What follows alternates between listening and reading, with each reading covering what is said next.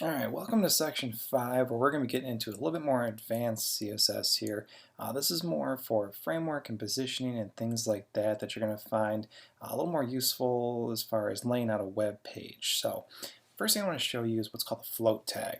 Now it's a little bit ambiguous on what it really means. I wouldn't say that it floats anything. It's more used for positioning to create like multiple columns as opposed to text just kind of running into the next line. Right, that's how CSS works right now. Basically you would have like one big row.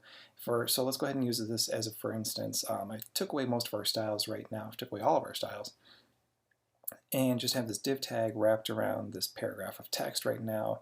And if I hit save and I come back to my browser, this is what I'm talking about. All the text just runs all the way across the edge of the page unless it's defined to not run across. So let's say we had what we had before. Let's go ahead and create a new style. I just create a class called column. All right, let's open that up and close that. And then within there, we will say width equals, just for instance, let's say 200 pixels wide. We'll keep it real simple right now. All right, so if I come back, oops, what did I do wrong here? Oh, I didn't apply it. So within my div tag here, I need to actually apply that class. So I'll say class equals, all right, class equals column. I'm going to save that, and now I'm going to go and see what it looks like in my browser. And you can see I've got this one nice big column of text. And it's only 200 pixels wide. So what I should be able to do is go ahead and copy that and give it a couple of returns there so we can see it. We've got another column. Now this should align right next to it, right? Okay, instead it just drops down to the next line. So again, any kind of div tag, anything that you're really doing in HTML and CSS, it's just always going to go down to the next line by default. That's just kind of how it works. So that's where float tags come in. I'm going to show you how those work. Now again, they don't really just let text and text boxes just float around. They actually are used to align like to the left or to the right of something else. So applying them is actually really easy. It's more of just really understanding how they work and when to use them is the more difficult part. So within my column style here, I'm going to say float, and let's go ahead and just say float it over to the left. And then what that's going to do is going to say, okay, this first guy here, let's float him to the left, and the next column will float it to the left, or just to the right of that first column, but again, aligning it to the left. So these should stack like a couple books right next to each other. So I'm going to save that. I'm going to come back to my browser and hit refresh. And now I've got two columns of text that are aligning themselves right next to each other. So just so you see the order of them, I'm going to put like a number right there and 2 so we can see that they are aligning in order. So 1 and 2.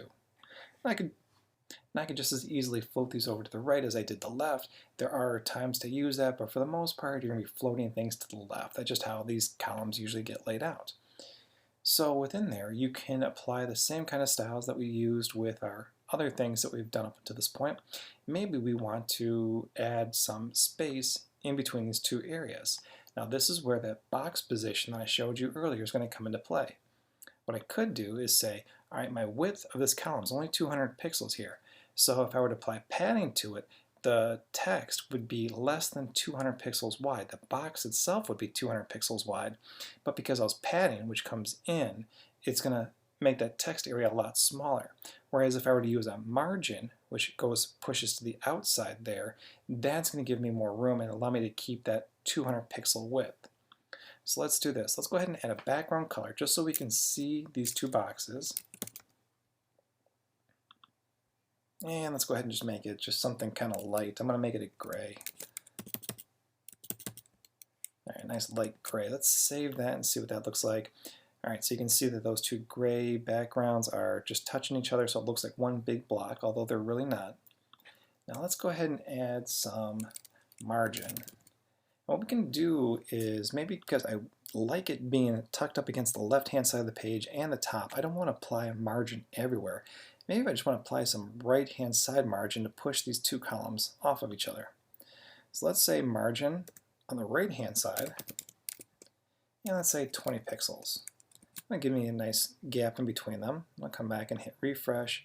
Now you can see Got this gray box, nice little white 20 pixel width there in between the two columns, and but my text is still going right to the edge of that gray. So in that case, maybe I do want to apply just a little bit of padding. I'll do that in all directions. So I'll just say regular padding, and I'll say 5 pixels. So let's save that and we'll come back. There you go, that looks a little bit better. So that's how you would create a couple of columns of text within your document. Now one thing I want to show you that kind of goes along with this a lot of times is I'm going to create just one more line of text. I'm going to call this one 3 just so you can see it. Now, I'm not going to apply a div tag to it or anything like that. I'm just going to hit save. If I come back to my document, I can see that this actually aligns to the left as well. And it's just the way that the text gets put in there. It's still kind of allowing this text to kind of align around this text box right here. So if I really wanted that to the next line down, if I wanted to clear it, I could hit returns and paragraph returns all day long. It's really not going to push it down the way I want it to. What you have to do is add a clear. So what I like to do is create a new class called clear, because I like to use this one over and over a lot of times. And open and close it, and the actual class itself that you're going to use, the actual attribute, is called clear. So what it's going to do is clear the area that I'm applying this to, and I can say to the left hand side, to the right hand side, but for the most part I always just add both. I want to clear both sides of it, and I'm going to save that. Well, don't need to save it right now because I still need to actually apply it. And what I do is I'm just going to copy this to make it a little bit quicker here.